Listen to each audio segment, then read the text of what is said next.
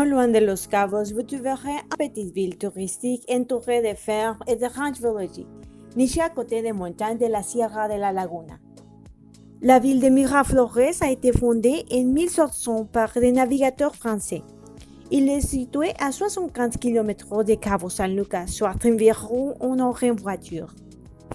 Il s'appelait autrefois Ranch Ancien, mais officiellement en 1858, le président de la République, Benito Juárez, a changé le nom à ce que nous connaissons aujourd'hui comme Miraflores. Cependant, on dit que son nom est dû à l'abondance de fleurs et de belles femmes. Dans la ville, on peut trouver dans ces rues le monument à la mer, qui a été le premier monument à la mer au Mexique fondé en 1929. Nous pouvons faire beaucoup de choses à Miraflores et je vais en mentionner quelques-uns. Nous pouvons visiter sa nature dans la boca de la Sierra, el arroyo, la cortina et las pozas, qui en français on se dit la bouche de la chaîne de la montagne, les ruisseaux, les rideaux et la mer. Aussi, les touristes aiment bien faire de la tyrolien avec les tours. Nous avons aussi deux célébrations les plus importantes à Miraflores et ce sont l'anniversaire de la Vierge le 12 décembre où les personnes les chantent à la Vierge et ils font une fête où tous peuvent aller et l'autre célébration, c'est la foire de la pitaya qui est célébrée en juillet et nous pouvons faire beaucoup d'activités culturelles, sportives et artistiques relatives à la pitaya. Cette foire est en célébration de la maturation de la pitaya. À quelques kilomètres de Miraflores, on peut admirer les vestiges de l'ancienne culture des Periqués, une tribu qui habitait la région et qui a immortalisé sa présence par des intéressantes peintures rupestres. Et sur les retours, on peut se baigner dans une des piscines dans les hauts provinces des montagnes. Située au pied de la Sierra de la Laguna, Miraflores est aujourd'hui une réserve biosphère qui offre de magnifiques jardins fleuris. Une des grandes fiertés de ce village. Miraflores est également réputée pour ses articles en cuir fabriqués à la main. Miraflores base son économie sur les jardins fruitiers et les produits de ranch de bovins des environs.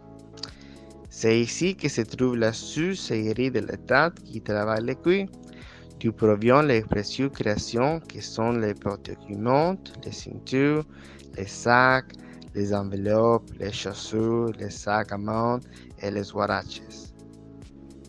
Miraflores produit de délicieux chorizo et machaca de res qui sont distribués dans tout l'État. La raison la plus importante de visiter cette ville est son commerce. De nombreux habitants produisent leurs propres aliments, les récolter et les transformer. Ce qui fait que leur économie est basée sur la vente de ces produits.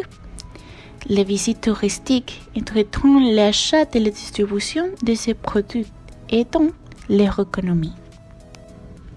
Une autre raison importante, c'est son trésor caché, comme par exemple ses lagunes et ses champs, ainsi que son style rustique unique que les habitants sont déterminés à maintenir.